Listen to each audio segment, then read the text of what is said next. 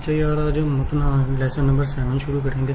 Materials मेरे सारे cover हो चुके हैं, जितने मेरे बेसिक मटेरियल्स थे सारे, और जो कॉम्प्लेक्स मटेरियल था उसका भी मैंने बता दिया था कि साइकिल शेडर में से कॉपी करना है।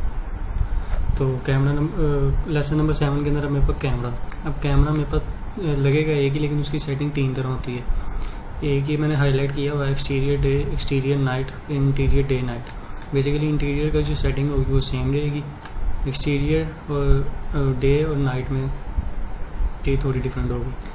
अब इसमें सिर्फ ये कैमरा सेटिंग है, ठीक है सारी। इसमें से जो मैंने हाईलाइट की हुई है ना सिम में, वो 4 सेटिंग्स चेंज करता हूँ। F नंबर 6 करता हूँ, बाय डिफ़ॉल्ट ये 8 होता है। विग्निटी बाय डिफ़ॉल्ट ऑन होती है, इसको मैं ऑफ़ कर देता हूँ। वाइड बैलेंस ये D65 होता है, इसको मैं न्यूट्रल कर देता हूँ। शटर स्पीड बाय डिफ़ॉल्ट 200 है, डे के लिए 120 है, नाइट के लिए 80 है, और इंटीरियर डे नाइट के लिए 40 है। तो बेसिकली सारों की सेटिंग सेम है सिर्फ शटर स्पीड जो है वो तीनों की डिफरेंट है। अभी एक क्विक कैमरा लगा देते हैं। क्रिएट के अंदर ये क्रिएट पैनल है, इसके अंदर ये कैमरे का टैब होगा। यहाँ से आपने स्टैंडर्ड होता है बाय डिफ़ॉल्ट वीडियो सिलेक्ट करना है और वीडियो फिजिकल कैमरा सिलेक्ट कर लेना है, ठीक है। अब टॉप व्यू में जाना है। सबसे पहले एक मैं फ्रंट व्यू लेता हूँ अपना कैमरा का, ठीक है। ये एक मैंने कैमरा क्लिक करके रखा हुआ है और ये कैमरा लगा दिया। अब मैं मूव की W प्रेस कर दूंगा, यहाँ से मूव सिलेक्ट कर लूँगा। अब मैंने यहाँ से ऑल की जगह कैमरा सिलेक्ट किया। अब क्या होगा कि मेरी कोई भी चीज़ सिलेक्ट नहीं होगी सिवाय कैमरा के। अब ये एक्स एक्सिस है, ठीक है। इसको मैं बाय डिफ़ॉल्ट 0 कर देता हूँ। तो जो मेरा सेंटर पॉइंट था वो कैमरा और उसका टारगेट, बेसिकली ये कैमरा और ये टारगेट है। आपने इसको इस तरह कंसिडर करना है कि ये कैमरा आपकी आँख है और ये टारगेट नज़र आपकी, मतलब आप ये समझ लो आपका फेस है जिसके ऊपर आपकी आँख लगी हुई है या जो भी है इस तरह की, और ये वो नज़र आपकी, ठीक है। तो इसको मैं बाय डिफ़ॉल्ट एक्स एक्सिस को 0 पे ले आता हूँ, ठीक है। अब मैं साइड व्यू में आऊँगा तो अब क्योंकि अब ये एक किस्म का मेरा हेड है, तो अगर मेरी नॉर्मल हाइट है 5 फुट 6 इंच, तो मैं कैमरा को 66 इंचज़ पे Z एक्सिस में मूव कर दूँगा ऊपर, ठीक है। यानी कि अब ये मेरी नॉर्मल हाइट है जो जिसके ऊपर मैं खड़े होकर घर की तरफ देख रहा हूँ, और ये मेरी नज़र है। अब टारगेट को मैं ऊपर नीचे मूव करूँगा, देख रहे हो मैं उसी जगह पे खड़ा हूँ, लेकिन मेरी जो नज़र है वो ऊपर नीचे मूव हो रही है, ठीक है। तो अभी पर्सपेक्टिव में जाते हैं। यहाँ से मैं C प्रेस करूँगा तो ये मैं कैमरा में आ गया हूँ। अगर आपको लगे कि कैमरा घर के बिल्कुल पास है और बाउंड्री वॉल थोड़ी कम नज़र आ रही है, अच्छा एक इसमें चीज़ देख रहे हो, इसका जो मूव का पैनल है वो काफ़ी दूर है, तो इस वजह से कि टारगेट थोड़ा दूर है। टारगेट थोड़ा मैं कैमरे के पास ले आता हूँ तो ये मेरा मूव का जो सिलेक्शन है वो उसके पास आ जाएगी। अब क्योंकि मेरी बाउंड्री वॉल पूरी मुझे नज़र नहीं आ रही, मैं कैमरा को थोड़ा पीछे ले आऊँगा, ठीक है, जितनी मेरी बाउंड्री वॉल नज़र आ जाए। मेरे ख्याल से ज़्यादा पीछे हो गया, इतना ठीक है। बाउंड्री वॉल पूरी भी दिखा के क्या करना है, सिर्फ यहाँ से थोड़ा सा बाउंड्री वॉल का कॉर्नर नज़र आ जाएगा। ये मेरा घर का कॉलम है और ये मेरी बाउंड्री वॉल है, तो ये भी एक किस्म का परफेक्ट आ गया कैमरा। मैं चाहूँ तो थोड़ा जूम कर सकता हूँ, क्योंकि मेरी Y एक्सिस पे चाह रहा था, मैं Y एक्सिस से मूव कर दिया, ठीक है। अब मैं साइड व्यू में जाता हूँ और सिर्फ टारगेट सिलेक्ट करता हूँ, ठीक है। कैमरा सिलेक्ट नहीं किया, टारगेट सिलेक्ट किया। यहाँ पर्सपेक्टिव में आके कैमरे टारगेट को मैंने ऊपर की तरफ मूव किया, ठीक है, कि मुझे घर नज़र आ जाए। इसके अंदर ना एक और चीज़ है, शिफ्ट F प्रेस करोगे ना, मतलब शिफ्ट दबा के रखना और F आपने किया तो ये फ्रेम आ जाएगा जो आपका रेंडर होना है, फ्रेम साइज़। वो किस तरह चेंज होता है, रेंडर सेटअप में जाना आपने, ठीक है। और ये बाय डिफ़ॉल्ट अभी एक इसमें चीज़ थी, मैं नेक्स्ट स्लाइड पे आता हूँ तो यहाँ पे ना रेंडर सेटिंग थी, ठीक है, जो लेसन नंबर 9 है मेरा, उसके अंदर मैंने ये सारी सेटिंग्स बताई हुई हैं जो हाईलाइट की हुई हैं। आपने जैसी सेटिंग मैंने की हुई है इसका रिज़ल्ट बेसिकली ये निकलता है जो मैंने अपनी सेटिंग बनाई हुई है। हर बंदे की अपनी अपनी सेटिंग होती है रेंडरिंग की, तो ये मेरी सेटिंग है आपने जैसे ये मैंने सेटिंग की हुई है, मतलब कॉमन टैब के अंदर मैंने फ्रेम साइज़ रखा है 1920 बाई 1200, वो सेटिंग आपने यहाँ पे अप्लाई कर देनी है। फिर उसके बाद वीडियो टैब के अंदर मैंने ये फ्रेम बफर ऑन किया और मतलब इसको ओपन किया तो डिसेबल किया हुआ। मैं रेंडर सेटिंग में आता हूँ, वीडियो में आता हूँ, फ्रेम बफर ऑफ, ये बाय डिफ़ॉल्ट इनेबल होता है, इसको ऑफ कर देना क्योंकि सेटिंग में ऑफ है, ठीक है। तो यार जैसी ये सेटिंग होगी ना, लेसन नंबर 10 भी मेरा इसी में कवर हो जाएगा। जैसी ही मेरी सेटिंग है वैसी की वैसी कर लेनी है, ताकि हम जो रेंडर करते रहेंगे वो एक ही दफ़ा लाइट के साथ प्रॉपर हमें रिज़ल्ट मिलता रहे। और अगर इसको डिटेल में समझना तो ये सारी चीज़ें उनकी वेबसाइट के ऊपर पड़ी हैं वीडियो की, उसमें बाकायदा तौर पे बताया गया कि अगर फ्रेम बफर है तो फ्रेम बफर क्या चीज़ है, इमेज सैम्पलर है तो इमेज सैम्पलर क्या चीज़ है। तो वो अगर मैं समझाने बैठूंगा तो मेरे ख्याल से 2-3 घंटे की तो वीडियो बन जाएगी, और इतना लंबी वीडियो कोई देखेगा भी नहीं। तो हाँ, अगर इसको स्टडी करना है तो उनकी अपनी वेबसाइट के ऊपर स्टडी कर सकते हो, ठीक है। लेकिन बेसिकली ये भी मैं बता रहा था कि मेरे कैमरे के हिसाब से फ्रेम मुझे किस तरह सेलेक्ट करना है। अब ये 1920 बाई 1200 या 1920 बाई 1080, आपने मूवीज़ जो देखते हो उसमें काफ़ी दफ़ा लिखा होता है नीचे 1080 पिक्सल्स की है मूवी, वो बेसिकली होता ही ये है कि 1920 बाई 1080 होता है उसका साइज़, ठीक है।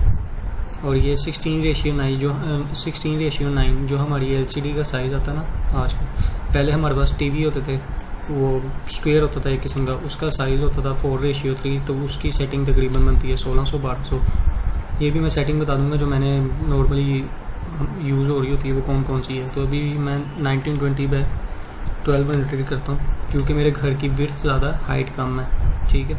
तो मैं एक HD कैमरे की सेटिंग के ऊपर ही जाऊँगा।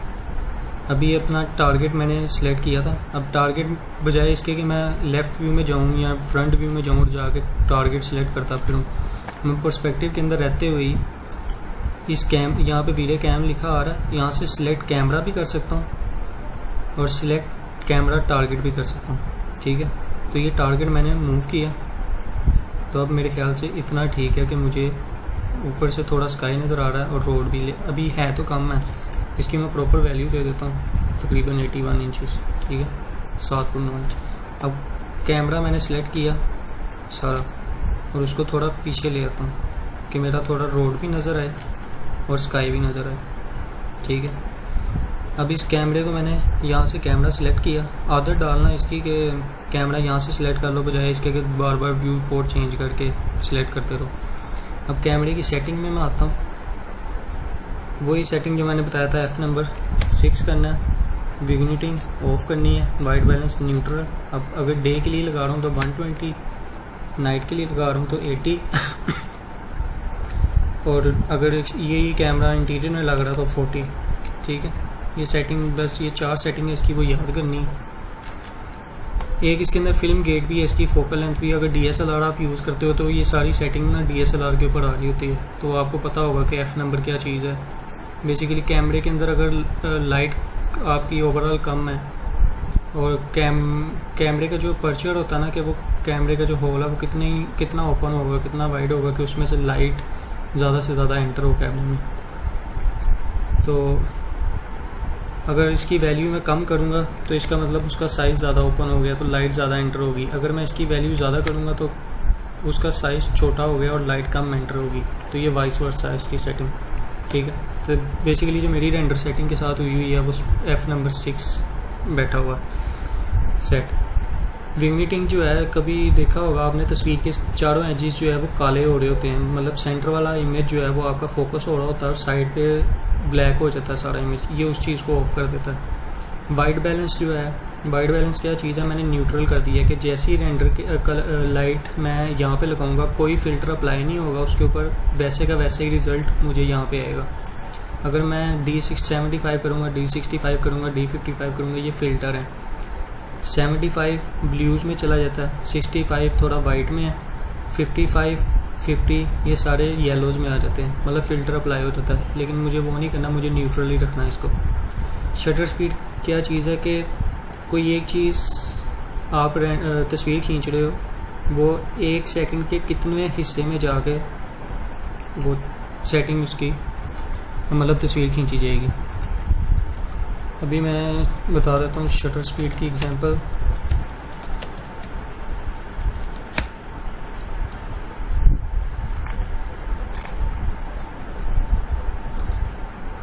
यहाँ F number in DSLR,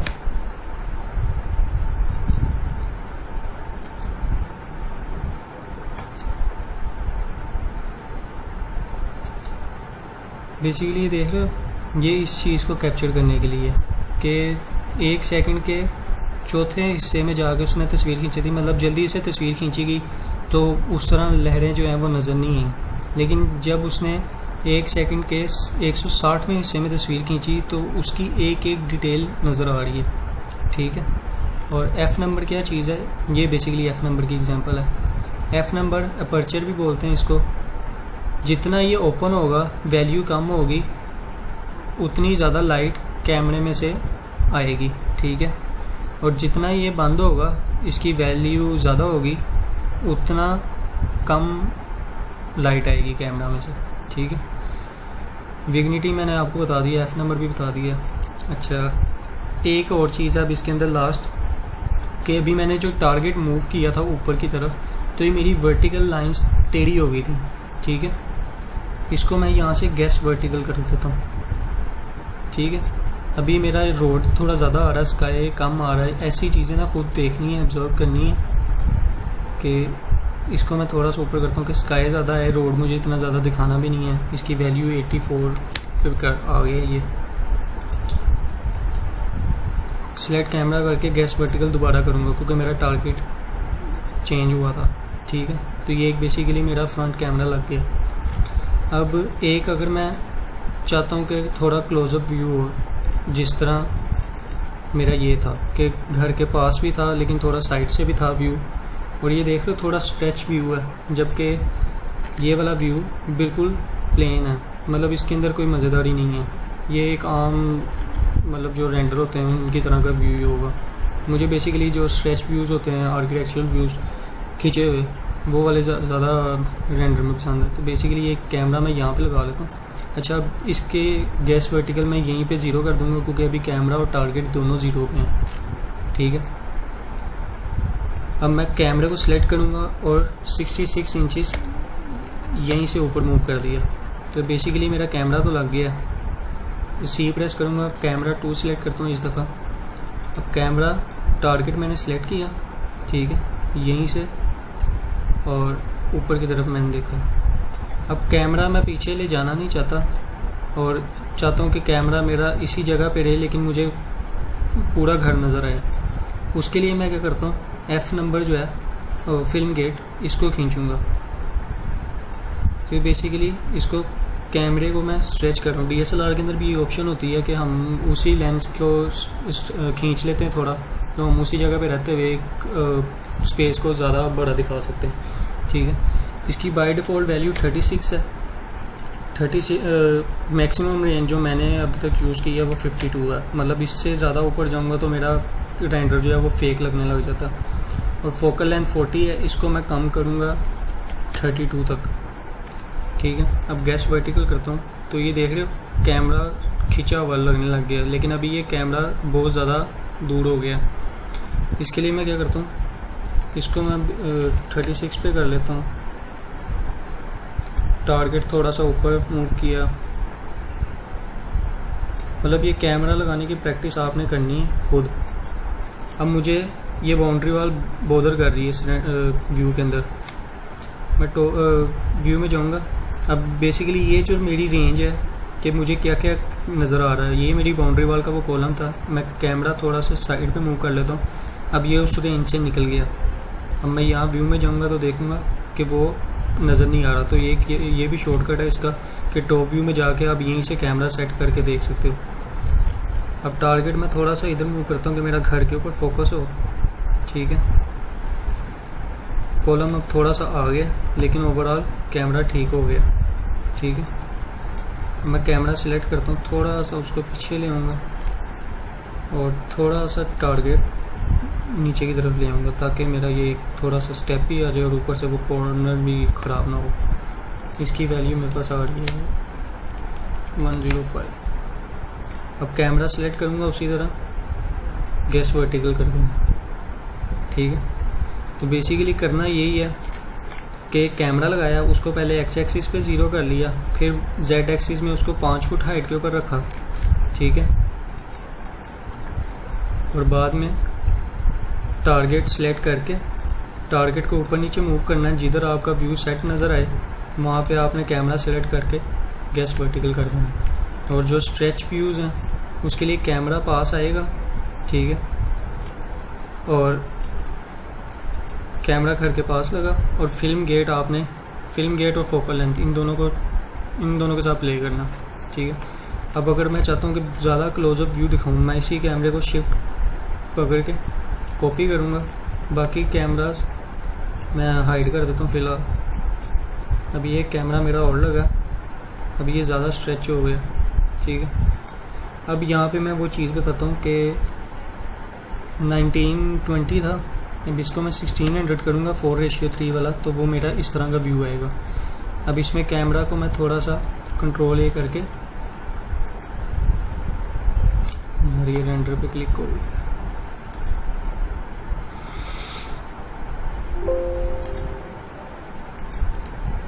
camera थोड़ा सा पीछे मूव करता हूँ।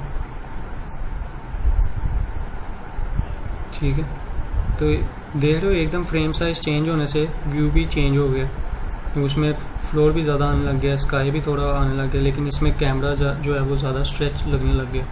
ठीक है, तो इस तरह डिफरेंट फ्रेम साइजेस आप कर सकते हो यूज़, लेकिन क्योंकि इस तरह के घर जो हैं जिनकी विड्थ ज़्यादा होती है और हाइट कम है, क्योंकि डबल स्टोरी है और विड्थ अच्छी खासी होती है इनकी, तो उसके लिए 1920 बाई 1200 है।